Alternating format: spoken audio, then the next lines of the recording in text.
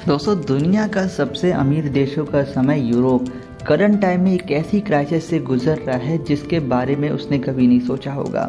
यूँ तो दोस्तों यूरोप के सारे देश, चाहे हम यूके की बात करते हैं या फिर फ्रांस, पेरिस, यहाँ जितने भी देश हैं यहाँ पे बरसात काफ़ी ज़्यादा होती है और मौसम हमेशा ठंडा रहता है। लेकिन पिछले कुछ दिनों में दोस्तों यूके में 500 साल पुराना रिकॉर्ड टूट चुका है। दोस्तों, जिस यूके का तापमान 25 से 29 के बीच में होता था, आज डेट में उसी यूके का तापमान 40 डिग्री सेल्सियस है। और साथ ही साथ इतना ही नहीं, यूरोप के कुछ देशों में तापमान तो 40 डिग्री सेल्सियस भी पार कर गया है।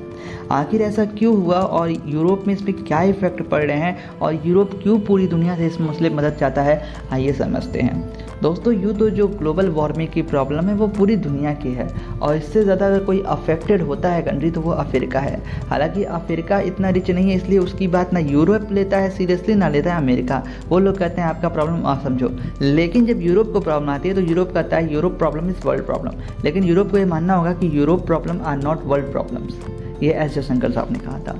तो आइए समझते हैं आसान शब्दों में क्या हुआ है पूरे यूरोप में। दोस्तों, यूरोप में करंट टाइम में सूखे पड़ने के हालात बताए जा रहे हैं। दोस्तों, यूरोप के कई राज्यों में पानी की कमी बताई जा रही है। इसकी रीज़न ये है कि इतनी ज़्यादा गर्मी पड़ी है कि जो नदी है उसकी स्रोत सूख गई है और यूरोप में नल वगैरह बहुत कम होते हैं। लोग सप्लाई वाटर पे ज़्यादा डिपेंडेंट करते हैं, जिसके कारण कई जगह पानी में कटौती की गई है और लोगों को दिक्कत का सामना करना पड़ रहा है। दूसरा क्या है दोस्तों, खेती बाड़ी पे नुकसान पड़ा है। किसान कह रहे हैं कि हमें अधिक से अधिक पानी चाहिए, जबकि सरकार कह रही है कि इस बार जो बरसात है वो बहुत कम हुई है और जो पानी है वो बिल्कुल सूख चुका है, जिसके कारण जो एग्रीकल्चर है उस पर इफेक्ट आया है और चीज़ें महंगी हो रही हैं। यूरोप में ऑलरेडी दोस्तों महंगाई इसमें बहुत ज़्यादा हो चुकी है ड्यू टू कोविड क्राइसिस, लेकिन इस क्राइसिस के कारण महंगाई और भी ज़्यादा बढ़ चुकी है और जिसके कारण आम आदमी हर जगह परेशान होता है, तो वहाँ भी परेशान है। और तीसरी दोस्तों जो बात बताई जा रही है ये है दोस्तों कई प्रकार की बीमारियों को लेकर। पानी की कमी से बहुत सी बीमारियां होती हैं और करंट टाइम में दोस्तों यूरोप में कई राज्यों में ऐसी बीमारियां देखने को मिली हैं जो पानी की कमी से होती है।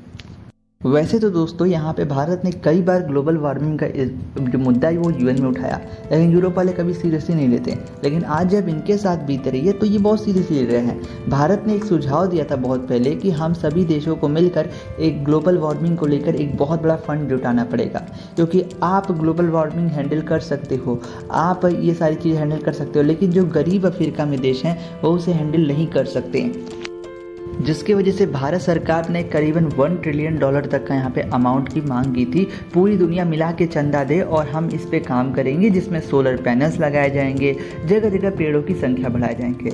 लेकिन अभी तक तो भैया ये प्रॉब्लम यूरोप में पहुंची नहीं थी, तो यूरोप को लगता था अरे सब चंगा सी।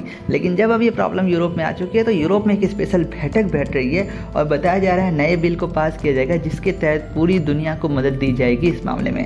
सही है भाई, जब खुद पे पड़े तो मदद करने दौड़ो और जब दूसरे पे पड़े तो बोल दो प्रॉब्लम ही नहीं है कोई।